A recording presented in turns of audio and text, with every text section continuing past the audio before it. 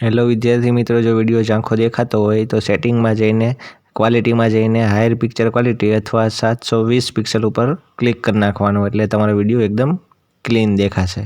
મિત્રો welcome to YouTube channel D solution. આજે આપણે વાત કરવાની છે ધોરણ 6ની હિન્દીની આઈડિયલ સ્વાધ્યાય પોથીમાં સત્ર 2ની છે. પાઠનું નામ છે અનૂઠે ઇન્સાન. પ્રસંગ વર્ણન છે એ આજે આપણે જોવાનો છે.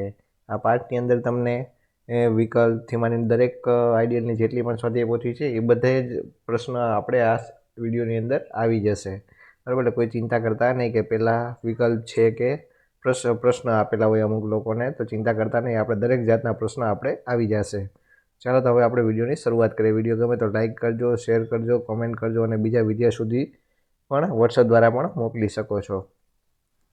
ચાલો તો હવે આપણે વિડીયોની શરૂઆત કરીએ. પાઠનું નામ છે અનૂઠે ઇન્સાન. એમાં સૌપ્રથમ આપણને આપેલા છે વિકલ્પો. પહેલો વિકલ્પ છે કે નેપોલિયન ખાલી જગ્યા લડકા થા, તો જવાબ આવશે સી, સત્યવાદી. પછી આગળ બીજું, नेपोलियन और इलाइजा कौन सा खेल खेल रहे थे, तो जवाब आवશે ए, आँख मीचोनी. પછી ત્રીજું, नेपोलियन की जेब में कितने सिक्के थे, तो जवाब आवશે ए, 3. પછી આગળ ચોથું, किसे खुद पर दृढ़ विश्वास था, तो जवाब आवશે सी, नेपोलियन. પછી આગળ પાંચમું, मानपत्रों की बोली कौन लगवा रहा था, तो जवाब આવશે डी, कौमुदी के पिता.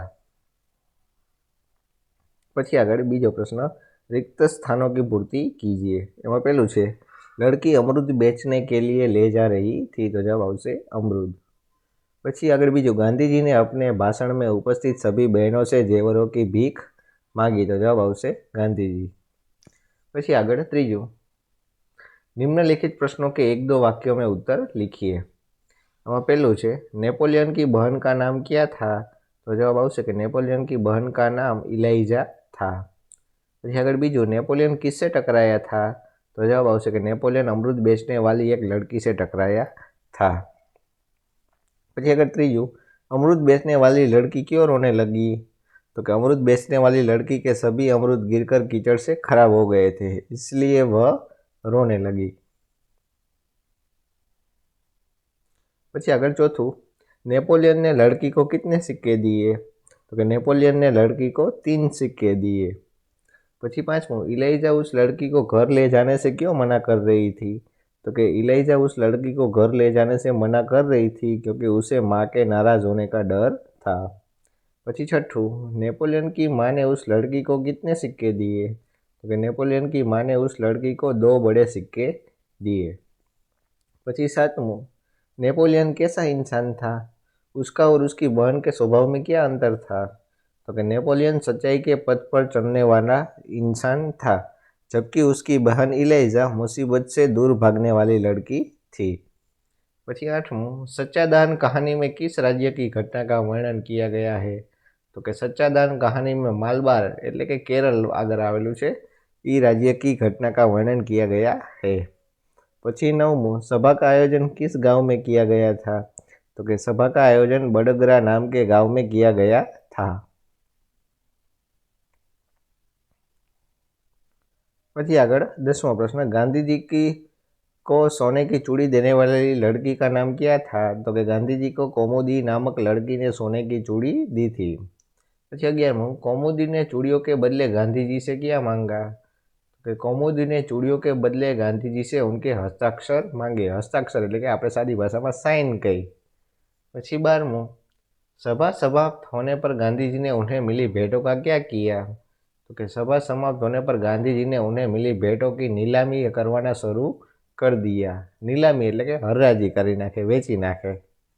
પછી આગળ 13મું, हस्ताक्षर करने के बाद गांधी जी ने क्या लिखा, तो कि हस्ताक्षर करने के बाद गांधी जी ने लिखा कि तुम्हारे इन आभूषणों की अपेक्षा तुम्हारा त्याग ही सच्चा आभूषण છે હે. પછી આગળ 14મું, आप नेपोलियन की जगह होते तो क्या करते, तो कि વિદ્યાર્થી પોતાની પરિસ્થિતિ અનુસાર લખે. એટલે આપણી રીતે આપણે જવાબ લખવાનો છે. પાઠ વાંચીને તમે તમારી રીતે લખી શકો છો. પછી આગળનો પ્રશ્ન છે, आप अपने जेब खर्च का उपयोग किस प्रकार करते हैं. વિદ્યાર્થી પોતાની પરિસ્થિતિ અનુસાર લખે. એટલે કે આપણને જે વાપરવા પૈસામાં આપતા હોય આપણા મમ્મી પપ્પા, એ તમે શેમાં વાપરો છો, દુકાનમાં કે કોઈ સારી વસ્તુ લેવામાં, પુસ્તક લેવામાં, શેમાં વાપરો છો, એ તમારે લખવાનું છે. પછી આગળ 16મું, क्या आपने भी कभी अपने माता पिता के सामने गलती स्वीकार की है? उस घटना को अपने शब्दों में बताइए. એટલે કે તમે કોઈ પણ ભૂલ કરી હોય તો એ તમે તમારા મમ્મી પપ્પા સામે સ્વીકારો છો, સામેથી કહો છો કે મેં આ ભૂલ કરી છે, તો એવી કોઈ ઘટના હોય તો એ પણ તમે લખી શકો છો. પછી આગળ ચોથો પ્રશ્ન, निम्नलिखित प्रश्नों के 2-3 वाक्य में उत्तर लिखिए. એમાં પહેલું, नेपोलियन लड़की को अपने घर क्यों ले गया? तो क्या नेपोलियन से लड़की की अमरूद की टोकरी गिर गई थी जिससे उसका नुकसान हुआ था. माँ से पैसे दिलाकर उसका नुकसान पूरा करने के लिए नेपोलियन लड़की को घर ले गया. પછી આગળ બીજો, नेपोलियन को सजा मिलने पर भी वह खुश क्यों था? પછી આગળ, नेपोलियन को सजा मिलने पर भी वह खुश था क्योंकि उसे यह सजा सत्य के मार्ग पर चलने के कारण मिली थी. यह सजा भुगतने में अद्भुत आनंद था. પછી ત્રીજું, गांधी जी ने कौमुदी से क्या कहा? तो कि गांधी जी ने कौमुदी से कहा कि तुम्हें दोनों चूड़ियों देने की जरूरत नहीं है, एक ही चूड़ी लेकर मैं तुम्हें अपने हस्ताक्षर दे दूंगा. પછી આગળ ચોથો, बापू धन क्यों इकट्ठा कर रहे थे? तो कि उस समय देश में आज़ादी के लिए आंदोलन चल रहा था. बापू उसके नेता थे. आंदोलन के लिए धन आवश्यक था. वे यह धन कहाँ से लाते, इसलिए वे इस प्रकार जरूरी धन इकट्ठा कर रहे थे. પછી આગળ પાંચમો પ્રશ્ન, निम्नलिखित प्रश्नों के उत्तर लिखिए. એમાં પહેલું છે, आपको कौमुदी का पात्र कैसा लगा और क्यों? तो कि मुझे कौमुदी का पात्र बहुत प्रेरणारूप लगा. कौमुदी सिर्फ 16 साल की बालिका थी. उसने गहने कीमती थे. ऐसे गहने दोबारा नहीं बन सकते थे. फिर भी देश की आज़ादी के लिए उसने अपने गहने त्याग दिए. उसने साबित कर दिया कि देश प्रेम से बढ़कर कुछ भी नहीं है. પછી આગળ બીજો પ્રશ્ન, बापू के बारे में आप क्या जानते हैं? तो कि बापू का पूरा नाम मोहनदास करमचंद गांधी था. लोग उन्हें महात्मा गांधी के नाम से जानते हैं. लोगों ने उन्हें राष्ट्रपिता का सम्मान दिया. देश की आज़ादी के लिए उन्होंने अंग्रेजों से लंबी लड़ाई लड़ी थी. પછી આગળ છઠ્ઠો પ્રશ્ન, નિમ્નલિખિત વાક્ય કોણ કિસસે કહેતા હે लिखिए. એટલે કે કોણ કોને કહે છે આ વાક્ય એ લખો. એમાં પહેલું વાક્ય છે, तो कि अब तुम्हें 1 महीने तक जेब खर्च के लिए कुछ भी नहीं मिलेगा. तो आ कौन बोले छे? तो कि नेपोलियन की माँ ने नेपोलियन से कहा. એટલે नेपोलियन माँ कोने कहे छे? तो कि नेपोलियन ने. પછી આગળ બીજું, इन 3 सिक्कों से क्या होगा? मेरी माँ मुझे बहुत मारेगी. तो कि आ कौन बोले छे? तो कि अमृत बेचने वाली लड़की ने नेपोलियन से कहा. પછી ત્રીજું, कि आप मुझे अपने हस्ताक्षर देंगे? तो आ कौन बोले छे? तो कि कौमुदी ने गांधी जी से कहा. પછી આગળ ચોથો, तुमने अपने माता पिता से आज्ञा ले ली है ना? तो आ कौन बोले छे? तो कि गांधी जी ने कौमुदी से कहा.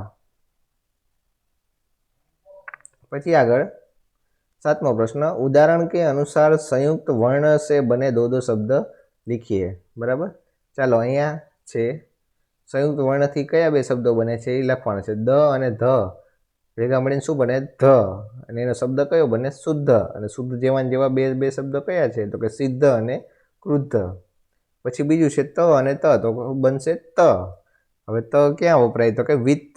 તો હવે વિત્ત જેવા શબ્દો કયા આવે? તો કે ચિત્ત અને મહત્વ. પછી આગળ ત્રીજું છે દ અને મ, તો બનશે શબ્દ પદ્મ. તો એનો શું બનશે? તો કે પદ્મ. હવે પદ્મ જેવા તો કે સદ્મ અને સમન. પછી આગળ ચોથું દ અને વ, તો દ્વ. હવે એનો દ્વનો ક્યાં વપરાય? તો કે વિદ્વાનમાં વપરાય. હવે એના જેવા શબ્દો કયા? તો કે દ્વાર અને દ્વેષ.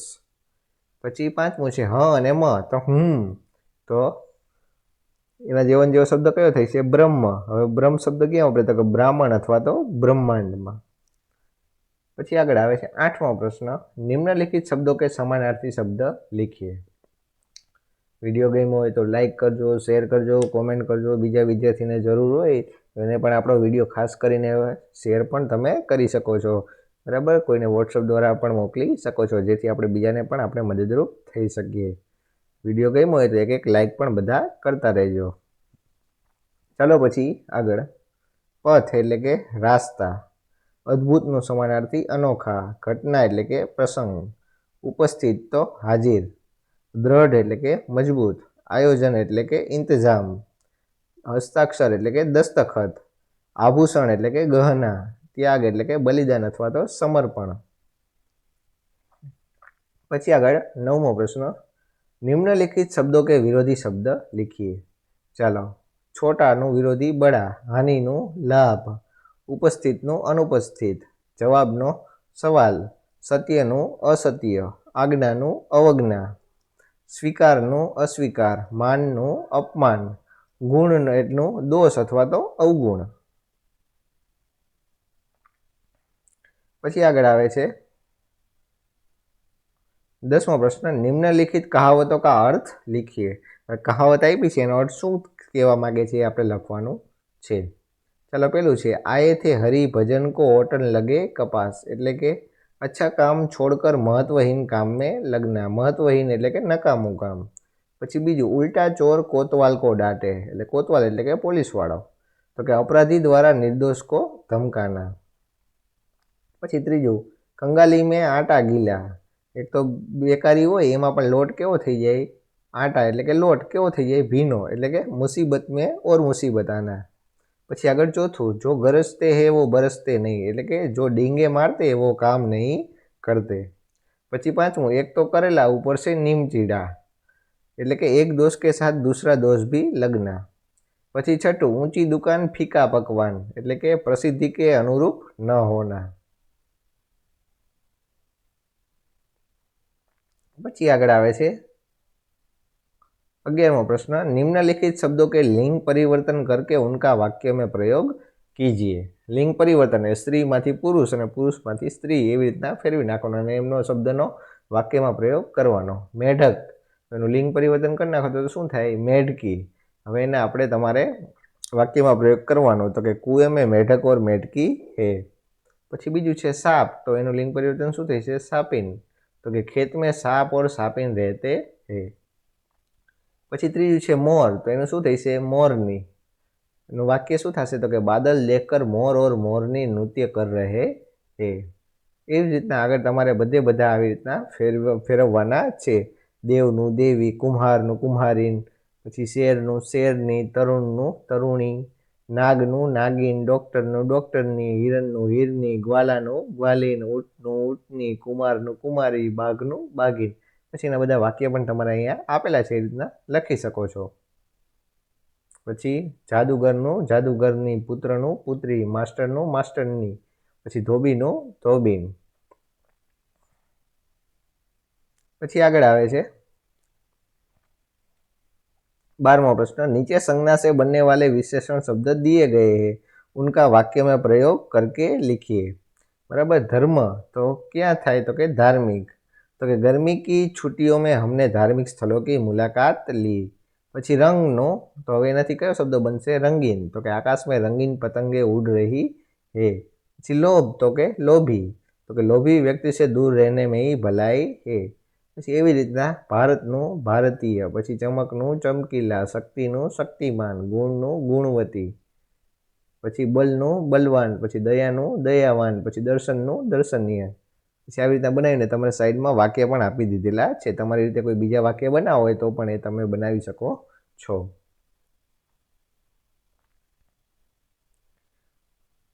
પછી આગળ 13મો પ્રશ્ન આવે છે લેખન કાર્ય।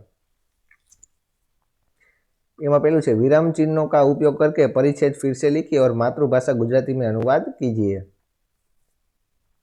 એટલે કે આમાં વિરામ ચિહ્નનો ઉપયોગ એટલે કે જો આ બધા આપેલા છે ને આ બધા વિરામ ચિહ્નો કહેવાય, એ ઉપયોગ કરીને તમારે પરિચ્છેદ ફરીથી લખવાનો છે અને માતૃભાષા એટલે કે ગુજરાતીમાં અનુવાદ કરવાનો છે। ચાલો તો આપણે ગુજરાતીમાં અનુવાદ કરશું। તો કે દુર્ગાવતી બચપન से ही बहादुर थी।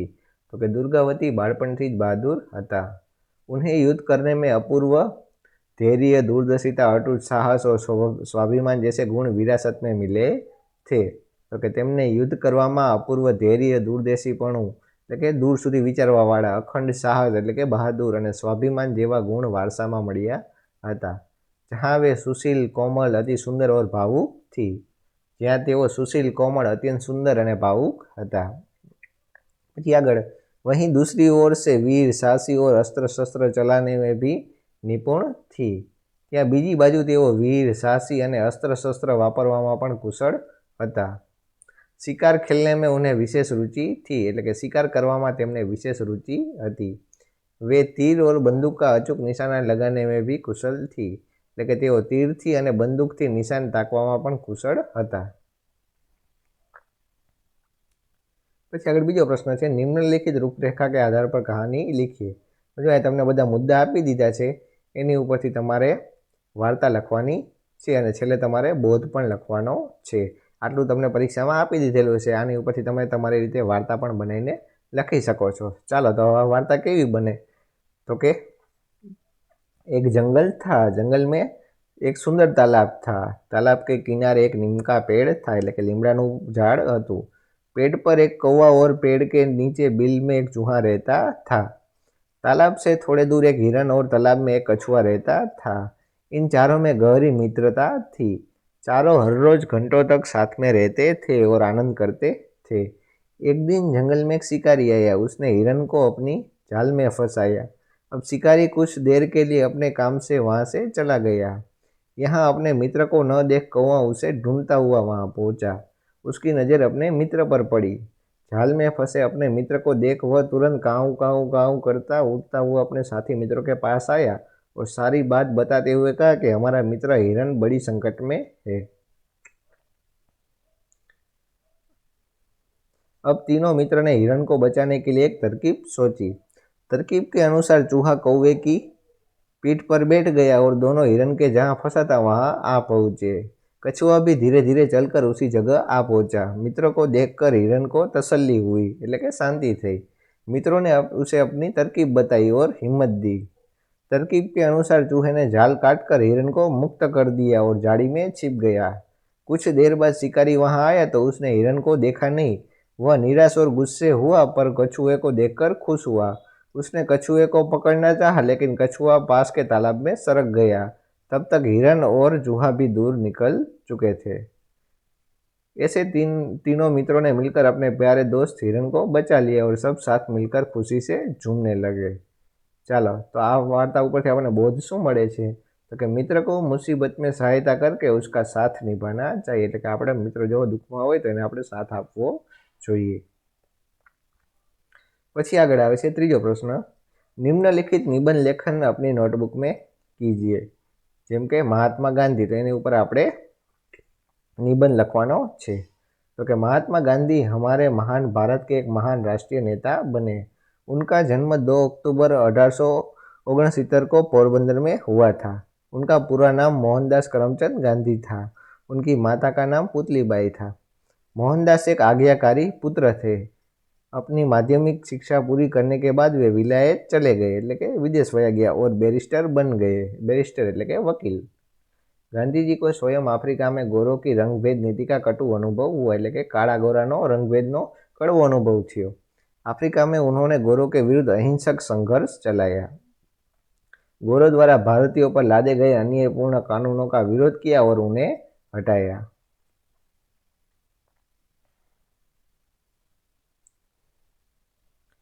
फिर गांधी जी दक्षिण अफ्रीका से भारत लौट आए। तब भारत पर अंग्रेजों का शासन था। उन्होंने भारत को ब्रिटिश दासता से मुक्त कराने के लिए पूरे भारत में आंदोलन का नेतृत्व किया। सत्य और अहिंसा उनके हथियार थे। देश भर से अनेक आदि देशवासी गांधी जी के साथ शामिल हुए। अनेक राष्ट्रीय नेता भी तन मन धन से स्वतंत्रता संग्राम में गांधी जी के साथ शामिल हुए। उनकी पत्नी कस्तूरबा ने भी स्वतंत्रता संग्राम में उनका भरपूर साथ दिया। अंग्रेजों के खिलाफ लड़ाई में गांधी जी को कई बार जेल जाना पड़ा, लेकिन उन्होंने कभी हिम्मत नहीं हारी। आखिरकार सभी देशभक्तों के सहयोग और प्रयासों में 1947 में भारत को आज़ादी मिल गई। गांधी जी ने अहमदाबाद में साबरमती नदी के तट पर एक आश्रम की स्थापना की। गांधी जी का जीवन सरल था। उन्होंने भारत में अस्पृश्यता उन्मूलन, એટલે કે कोई नीचू है कि कोई ऊंचू है, उच्च नीच का भेदभाव दूर करना, महिलाओं की दुर्दशा में सुधार जैसे सामाजिक कार्य किए। वे रोजाना रेडियो घुमाते थे, એટલે એમાં ઊંટના જે આપણે જોઈ છે ને દોરો કાપતા હોય એ કરે। चाहे वे कितने भी व्यस्त क्यों न हो, सुबह शाम प्रार्थना करना न भूलता। એટલે કે એવો છે તે સવાર સાંજ પ્રાર્થના કરવાનું પણ ભૂલતા નહોતા। પછી આગળ 30 जनवरी 1948 को गांधी जी दिल्ली में एक प्रार्थना सभा में जा रहे थे। नाथूराम गोडसे नामक युवक ने उन्हें गोलियों से छलनी कर दिया। प्यारे गांधी बाबू की मृत्यु से पूरी दुनिया में शोक और सदमे की भावना फैल गई। उनकी समाधि दिल्ली में स्थित है, जिसे राजघाट के नाम से जाना जाता है। गांधी जी को उनकी अपार देशभक्ति और देश के प्रति अपार सेवा के कारण राष्ट्रपिता की उपाधि मिली। उनकी महानता के कारण ही दुनिया भर में लोग उन्हें महात्मा गांधी के नाम से जानते हैं। ચાલો તો આપણો આ મહાત્મા ગાંધીનો નિબંધ પૂરો થયો। પછી આગળ આવે છે બીજો નિબંધ मेरा देश। तो कि मेरे देश का नाम भारत है। भारत को इंडिया तथा हिंदुस्तान के नाम से भी जाना जाता है। मेरे देश की जनसंख्या लगभग 1 अरब 30 करोड़ से ज़्यादा है। यहाँ अनेक भाषाओं और बोलियों को बोलने वाले लोग निवास करते हैं। भारत की सभ्यता और संस्कृति दुनिया भर में विख्यात है। इसी से अभिभूत होकर लाखों विदेशी नागरिक प्रतिवर्ष यहाँ घूमने के लिए आते हैं। मेरा देश धार्मिक विविधता वाला देश है। हिंदू, सिख, बौद्ध, जैन, ईसाई, इस्लाम आदि धर्मों को यहाँ समान दृष्टि से देखा जाता है। भारत का एक धर्मनिरपेक्ष देश है। यहाँ अनेक संत और महात्माओं ने जन्म लिया है। मेरा देश लोकतंत्र में विश्वास रखता है। ચાલો તો અહીંયા આપણે મારા દેશ પરનો નિબંધ પણ પૂરો થયો।